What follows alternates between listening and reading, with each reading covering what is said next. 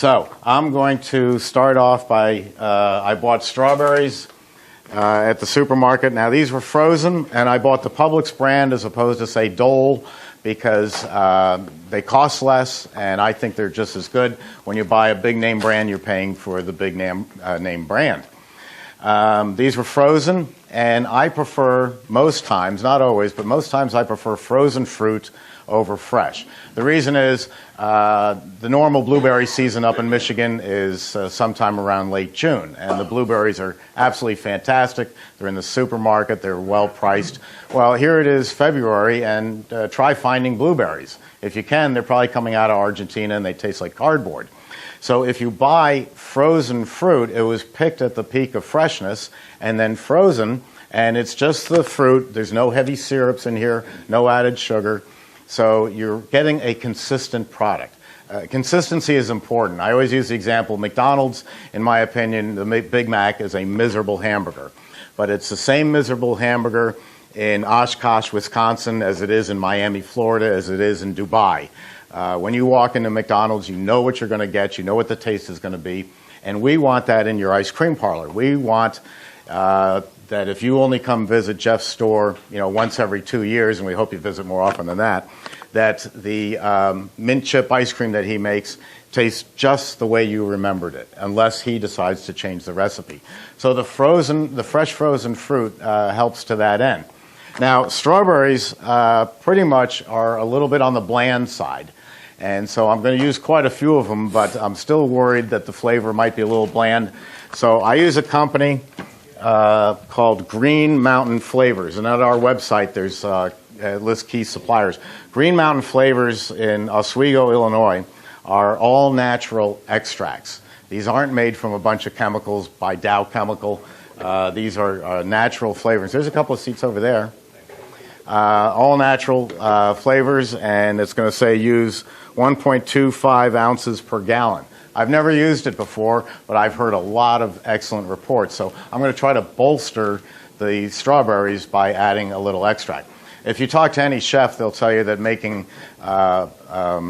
cantaloupe anything is impossible. Because if you take a cantaloupe and squeeze it, or a watermelon and squeeze it, all you get is water. There really isn't much to it. It's delicious when you eat it, but it's horrible to use in a pie or ice cream or anything else. So that's where a natural extract comes along and helps a lot. So let me get going here. We're going to use the CB350, which is all set up and cleaned and ready to go. How much water you need? Oh, let me look.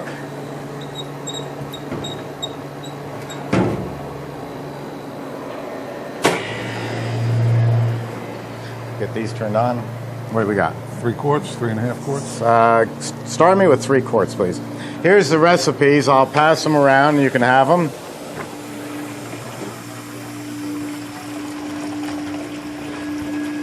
And you can vary these recipes to your personal taste. What I'm trying to do is give you a recipe that works, that's great, that's delicious.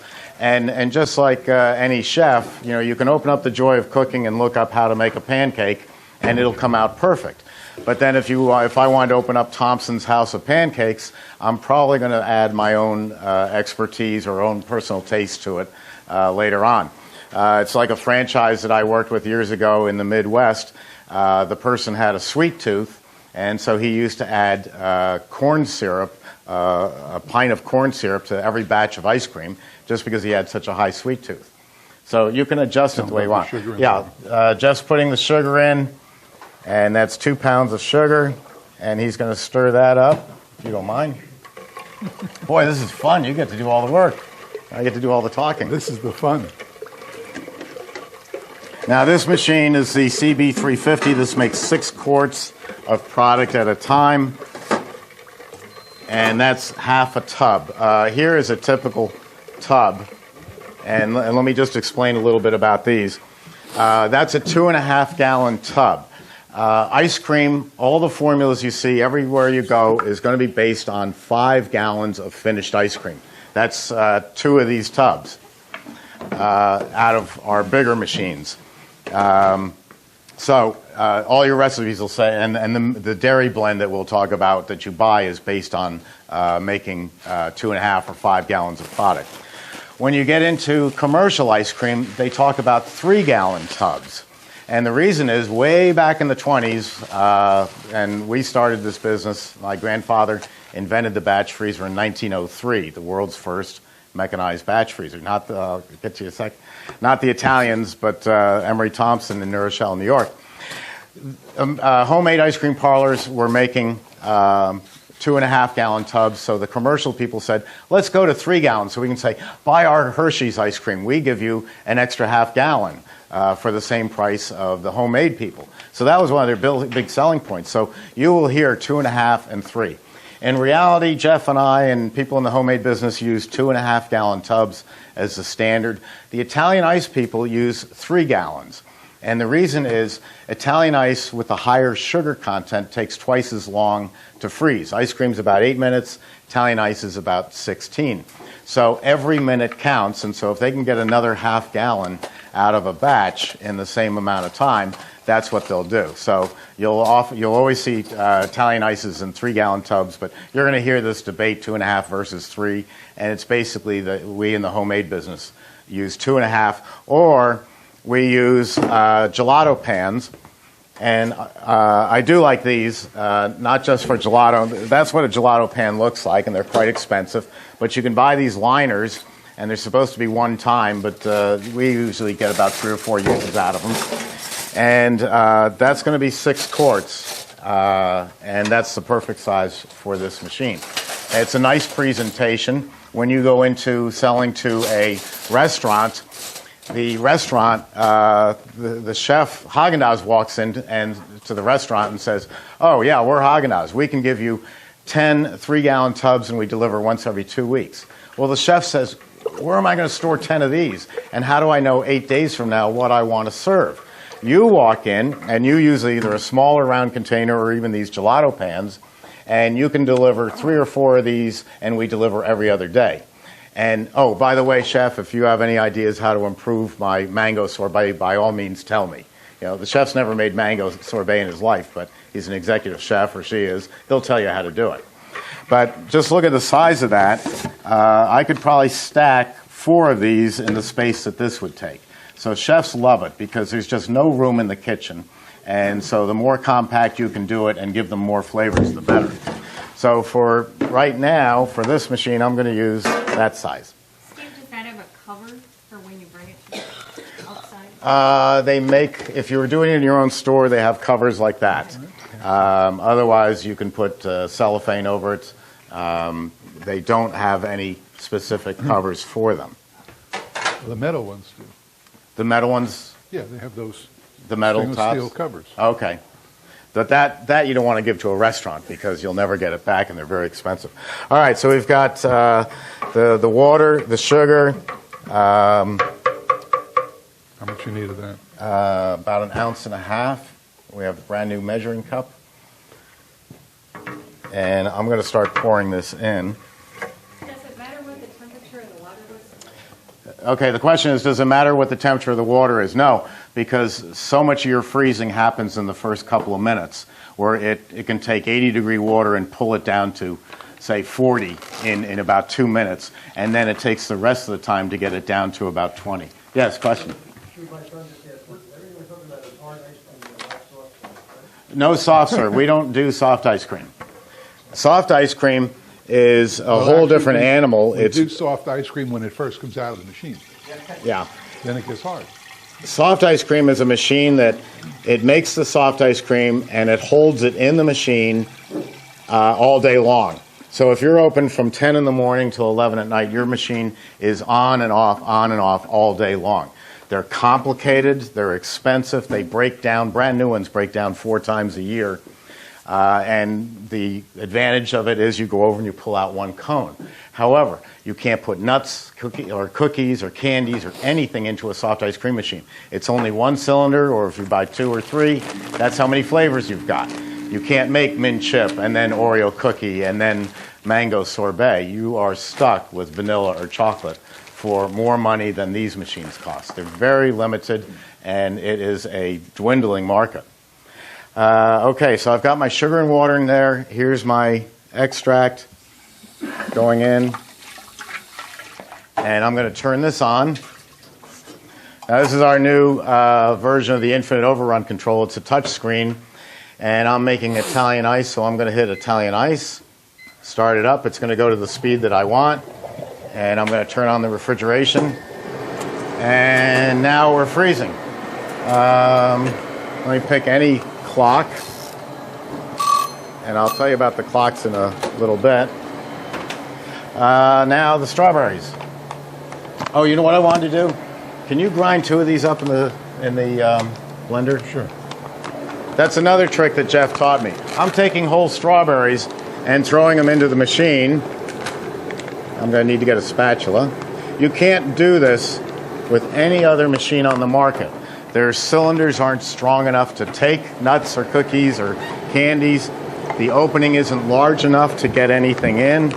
Emery Thompson cylinders are 6 times thicker than any machine on the market, and our beaters or dashers are designed to take the abuse of doing this. Strawberries are pretty easy because they're soft, but when you see me get into, cookies, it's a whole different ballgame. So that's some of them in there, and they're going to grind up. And I learned this trick from Jeff. I used to make M&M ice cream by taking a bag of M&Ms and throwing it into the machine. They would break into quarters, halves, and you ended up with a very interesting, a very good product that was basically vanilla ice cream with M&Ms in it. Jeff takes his M&Ms and puts them in a blender and grinds them into a powder, so that for every particle of vanilla mix, there's a particle of M&M next to it. So I said, let's do the same thing with the strawberries. Let's put some whole strawberries in here, but let's also grind up the strawberries and pour that in so that we get a real good dispersion of the strawberry flavor. Beautiful. You like that new blender? No. I stole it. Give it back. Uh-oh, you can't get it apart, huh? The flavor expands exponentially when you do this, because if you think about it, the surface of a strawberry is like that, and that's where the flavor has to come from. Now when you do this, you got 1 million pieces instead. Mm-hmm. And it makes a huge difference. It makes a huge difference.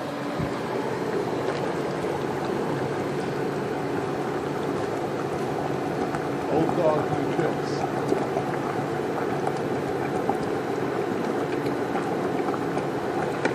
No artificial dyes, no artificial anything in here. Spatula around?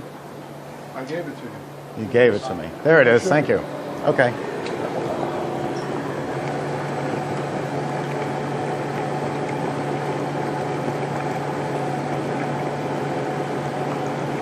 Now, I haven't tasted this recipe, so we'll see what happens. I did it mathematically. A lot of ice cream making, in my mind, is mathematics, just like building machinery. I know that it takes a certain amount of sugar and water and flavor to be a product. So that's what I sat down yesterday and did, and we'll see how it turns out. We might then later want to modify it and say, we'll add a little more sugar or a little less. Don't be embarrassed to throw it out. No, absolutely. And let's say you're in the Italian ice business and you're going to make, thank you, you're going to make 10 flavors. Well, if you spent half a day, 4 hours, making your strawberry flavor and throwing them out, you really haven't spent a lot of money, especially, you're going to be in business for the next 30 years. You spent 4 hours just making strawberry. It won't take any longer than that to come down with your formula. I have people calling up and saying, oh, I want to buy the machine in November, I'm opening in May, and I want to experiment. If I was a good salesman, I would say, oh, that's great, send your money in. The truth is, if you're opening in May, you should be buying your machine in February and not any sooner than that. You got a lot of other stuff to do. You got to get the store ready, you got to buy the ingredients, you got to do all these different things. You don't need to do a lot of experimenting.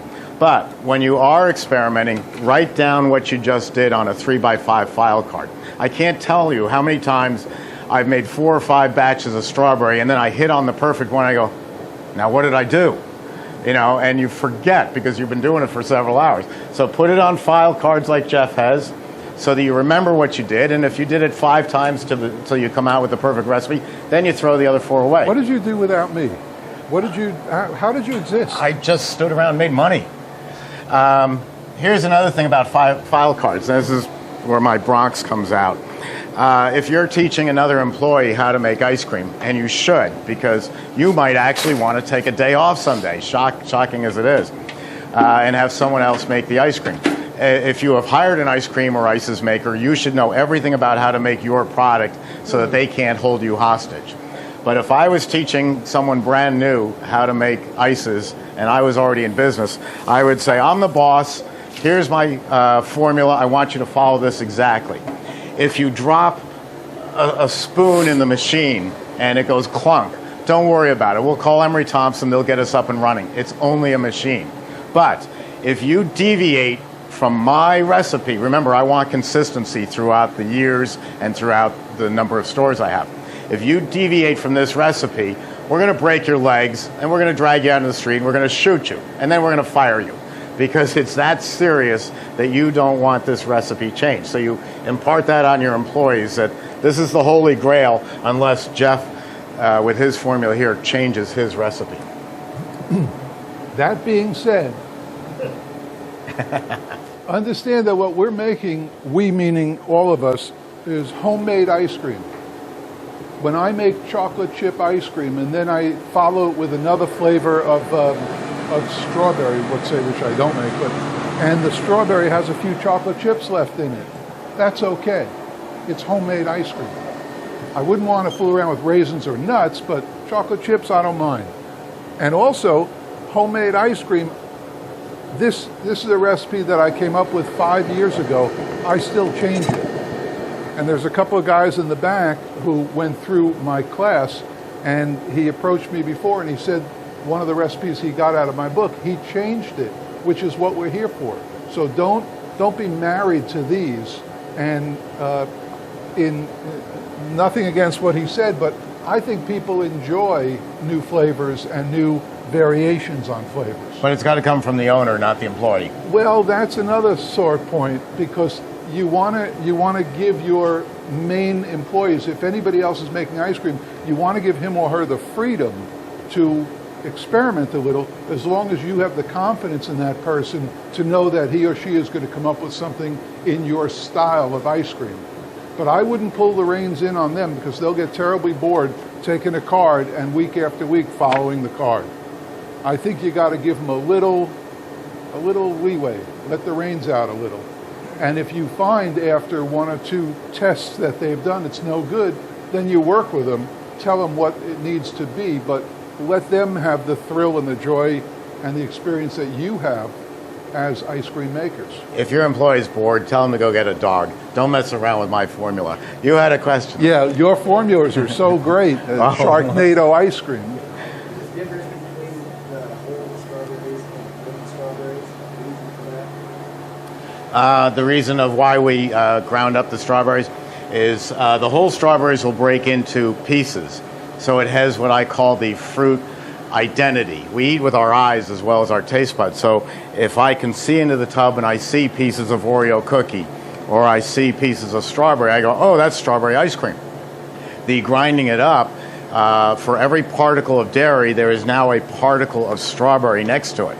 So our flavor is going to be much more intense. A perfect example is what he said before, M&M ice cream. When you go into a store, what they're basically doing is taking vanilla ice cream and throwing M&Ms in it. Whereas if you do this and you pulverize the M&Ms, the flavor is amazingly intense. And you're really eating M&M ice cream, not vanilla ice cream with M&Ms. Yes, sir. Question. You brought up the question with regards to somebody drops a spoon in your machine. Is that machine people friendly, or do I have to fully use it? Because I personally would rather rip it apart and put it back together myself. Well, don't forget, everything, this is your machine, but everything is in this sealed cylinder.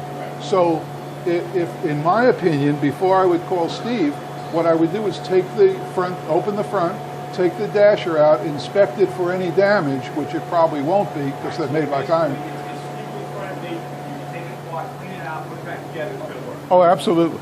So Is that all right? Rely on you guys to come in and bail me out if I The average life of an Emery Thompson is 45 years. That's very conservative. And the most, it is conservative, and the most tenuous time is the first 2 weeks. I get the majority of calls from customers for the first 2 weeks. And it's fascinating questions. But since I've heard them all before, and my staff has all heard them before, what's insurmountable to you is easy to us. I give out my home telephone number, which no CEO in the industry is going to do that. You can't find Andrea Cocchi over in Italy. You can't, Capigiani. You can't get Greg McMaster on the phone at Taylor. I don't even know who runs Electrofreeze. But my home phone number, if you want to write it down, is area code 914-643-7391. If you can't find me at the factory, I'm available on my cell phone from 6 in the morning till 9 at night, 7 days a week. No one gives service like that. Typical problem, we just made strawberry ice cream, and you call up and you say the machine is banging and clanking and then it's shut down. What's wrong with my machine? Immediately you think it's something wrong with my machine. I would ask a series of questions, one of which would be, what are you making? I'm making strawberry ice cream. Taste it. How's it taste? Oh, it's really bland. It tastes like strawberries and water. You left the sugar out of the formula. And without the sugar, you're just making a giant ice cube. That's the kind of questions that we hear. And that's a lot of fun. I don't have timers on my machine. This is very sophisticated, the infinite overrun control. It's my invention. It's been around for 12 years, and no one has even begun to figure out how to copy it.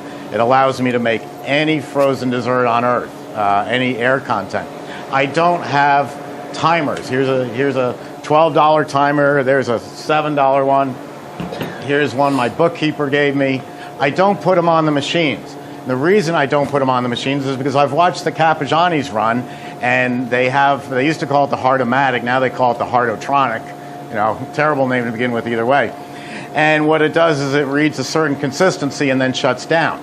The only problem is when vanilla is ready at a certain consistency at 8 minutes, if the machine shuts down and says it's ready, that's fine. Strawberry is always going to be softer because of the strawberries. It runs softer. Your machine will just run on forever. It'll never detect it. All it is an amp meter measuring the load on the motor. I did that 30 years ago. But ice cream is not, I don't call it an art or a science, but there are techniques to it. And all you have to understand is the higher the sugar content, the longer the freezing. So if you're making just plain vanilla, it's going to be the fastest product you make. If you're making salted caramel with a lot of caramel in there, your freezing time will be longer. So what I do is I set a timer for approximately how long I expect this batch to be, but I'm still going to come back and check it and see how it looks. Now that's looking just about perfect. I want it so that when I open it, it cuts off like a knife went through it. So I'll get my spatula and we'll be just about ready here. There you go. Question? Is it safer for the machine to, like, instead of a product like something like a pretzel or pretzel tendons, is it safer for the machine to grind it up first? Oh, the question was, is it safer for the machine to grind things up before you put it in? If it was a Capigiani, that's the only way you could do it, if you could even get them in the spout. No, this machine is designed, you're going to see me drop all sorts of stuff in here today, and Jeff too. It can take anything. This is ready. I'm turning off the refrigeration. The other thing is, it depends more on what you want to come out. when the product's ready, you want to get it out of the machine very fast. Imagine you're broiling a steak and it's ready in 10 minutes. If it takes you 5 minutes to get the steak out, that steak's going to be rare at the front and well charred at the back. So the Italians have a flaw in their machine. It takes about 4 minutes to get the product out. Watch what Emery Thompson does. If you can't get it out quickly, you won't have the buzzword consistency. Now, strawberry blows up more than any other product, so I have lots of product here. This is the nature of strawberry. So that has a lot of overrun? It has some air in it. It's not overrun the way we think of an ice cream, because overrun is the fat cells expanding. This is solids expand, and we're getting the solids from the strawberry, so they're expanding a bit. Come and get it. I could knock that air down to zero on the Italian ice by just lowering the speed of the machine. Is that good? No, I'm looking for a good eating ice cream. So come on up and try it. Tell me what you think.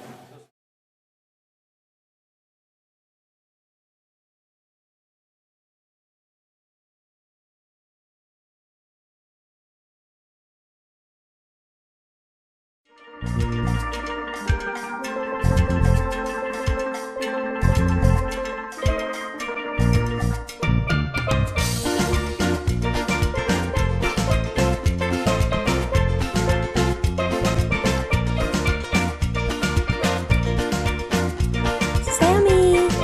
come here, girl.